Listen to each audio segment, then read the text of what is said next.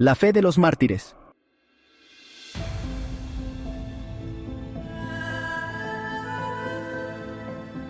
Cuando Jesús reveló a sus discípulos la suerte de Jerusalén y los acontecimientos de la segunda venida, predijo también lo que habría de experimentar su pueblo desde el momento en que Él sería quitado de en medio de ellos, hasta el de su segunda venida en poder y gloria para libertarlos. Desde el Monte de los Olivos vio el Salvador las tempestades que iban a azotar a la Iglesia apostólica, y penetrando aún más en lo porvenir, su ojo vislumbró las fieras y desoladoras tormentas que se desatarían sobre sus discípulos en los tiempos de oscuridad y de persecución que habían de venir. En unas cuantas declaraciones breves, de terrible significado, predijo la medida de aflicción que los gobernantes del mundo impondrían a la Iglesia de Dios. Los discípulos de Cristo habrían de recorrer la misma senda de humillación, escarnio y sufrimientos que a Él le tocaba pisar. La enemistad que contra el Redentor se despertara iba a manifestarse contra todos los que creyesen en su nombre. La historia de la Iglesia primitiva atestigua que se cumplieron las palabras del Salvador. Los poderes de la tierra y del infierno se coligaron para atacar a Cristo en la persona de sus discípulos. El paganismo previó que de triunfar el Evangelio, sus templos y sus altares serían derribados, y reunió sus fuerzas para destruir el cristianismo.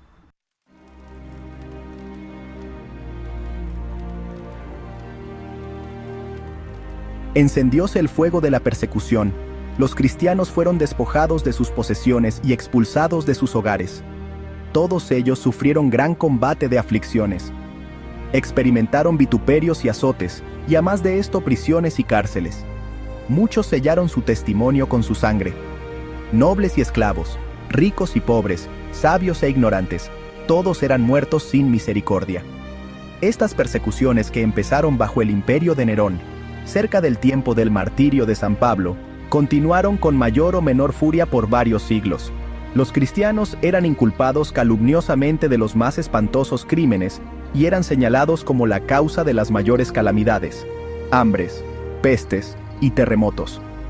Como eran objeto de los odios y sospechas del pueblo, no faltaban los delatores que por vil interés estaban listos para vender a los inocentes.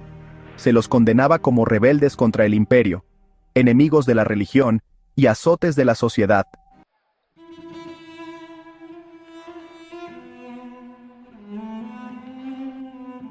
Muchos eran arrojados a las fieras o quemados vivos en los anfiteatros.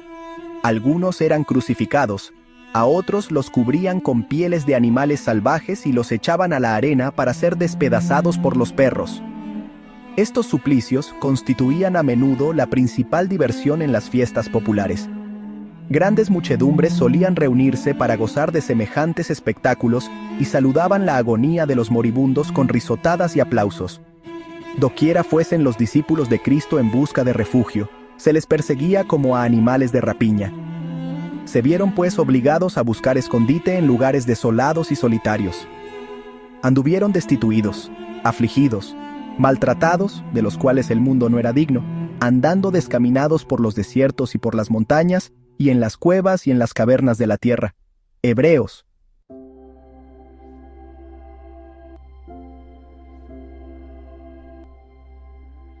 En las persecuciones más encarnizadas, estos testigos de Jesús conservaron su fe sin mancha. A pesar de verse privados de toda comodidad y aún de la luz del sol mientras moraban en el oscuro pero benigno seno de la tierra, no profirieron quejas. Con palabras de fe, paciencia y esperanza, se animaban unos a otros para soportar la privación y la desgracia.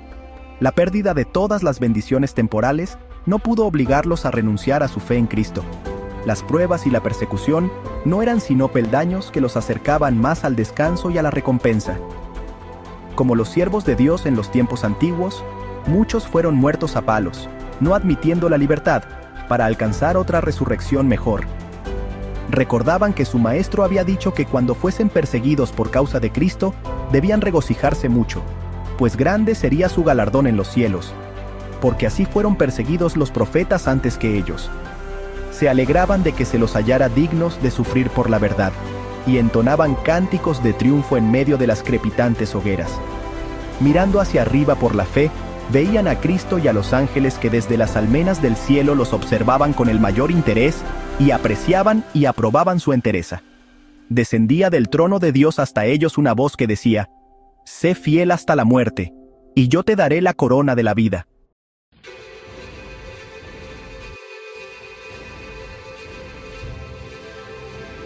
Vanos eran los esfuerzos de Satanás para destruir la iglesia de Cristo por medio de la violencia. La gran lucha en que los discípulos de Jesús entregaban la vida no cesaba cuando estos fieles portaestandartes caían en su puesto. Triunfaban por su derrota. Los siervos de Dios eran sacrificados, pero su obra seguía siempre adelante. El evangelio cundía más y más, y el número de sus adherentes iba en aumento. Alcanzó hasta las regiones inaccesibles para las águilas de Roma. Dijo un cristiano, reconviniendo a los jefes paganos que atizaban la persecución: «Atormentadnos, condenadnos, desmenuzadnos, que vuestra maldad es la prueba de nuestra inocencia. De nada os vale vuestra crueldad».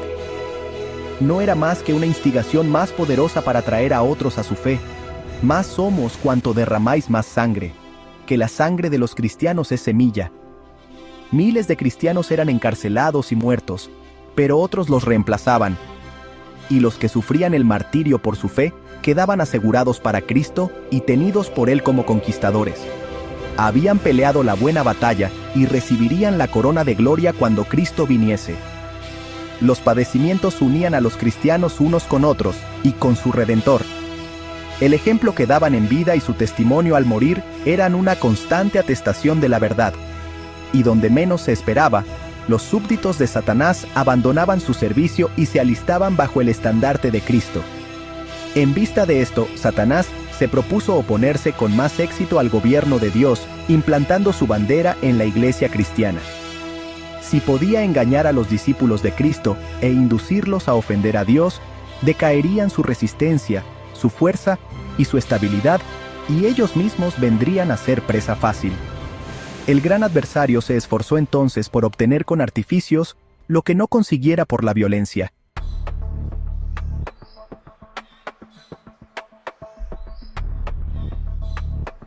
Cesó la persecución y la reemplazaron las peligrosas seducciones de la prosperidad temporal y del honor mundano.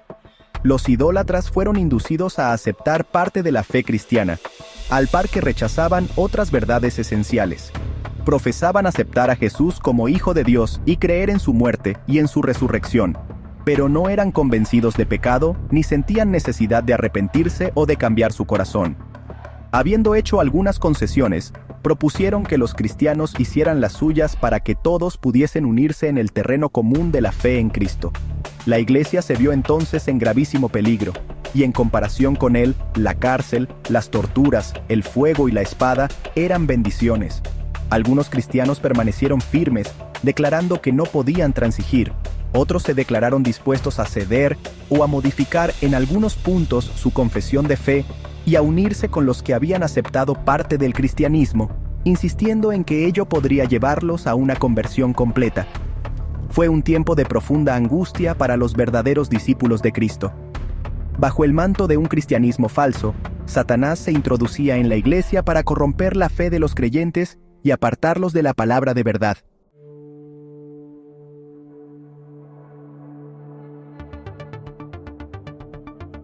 La mayoría de los cristianos consintieron al fin en arriar su bandera, y se realizó la unión del cristianismo con el paganismo. Aunque los adoradores de los ídolos profesaban haberse convertido y unido con la iglesia, seguían aferrándose a su idolatría, y solo habían cambiado los objetos de su culto por imágenes de Jesús y hasta de María y de los santos. La levadura de la idolatría, introducida de ese modo en la iglesia, prosiguió su funesta obra. Doctrinas falsas, ritos supersticiosos y ceremonias idolátricas se incorporaron en la fe y en el culto cristiano. Al unirse los discípulos de Cristo con los idólatras, la religión cristiana se corrompió y la iglesia perdió su pureza y su fuerza.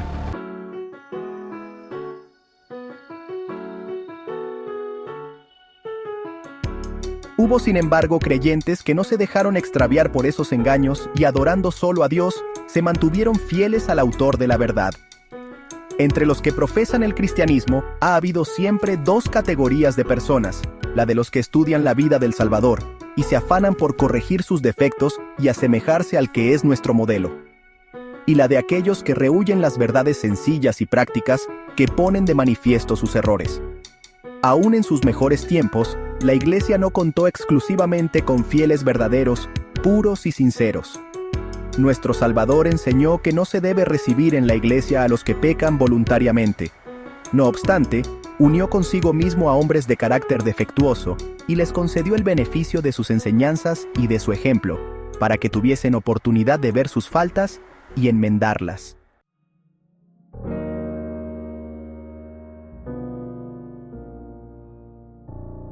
Entre los 12 apóstoles hubo un traidor. Judas fue aceptado no a causa de los defectos de su carácter, sino a pesar de ellos. Estuvo unido con los discípulos para que, por la instrucción y el ejemplo de Cristo, aprendiese lo que constituye el carácter cristiano y así pudiese ver sus errores, arrepentirse y con la ayuda de la gracia divina, purificar su alma obedeciendo a la verdad. Pero Judas no anduvo en aquella luz que tan misericordiosamente le iluminó. Antes bien, abandonándose al pecado, atrajo las tentaciones de Satanás. Los malos rasgos de su carácter llegaron a predominar. Entregó su mente al dominio de las potestades tenebrosas. Se airó cuando sus faltas fueron reprendidas, y fue inducido a cometer el espantoso crimen de vender a su maestro. Así también obran todos los que acarician el mal mientras hacen profesión de piedad, y aborrecen a quienes les perturban la paz condenando su vida de pecado. Como Judas, en cuanto se les presente la oportunidad, traicionarán a los que para su bien les han amonestado. Continuará.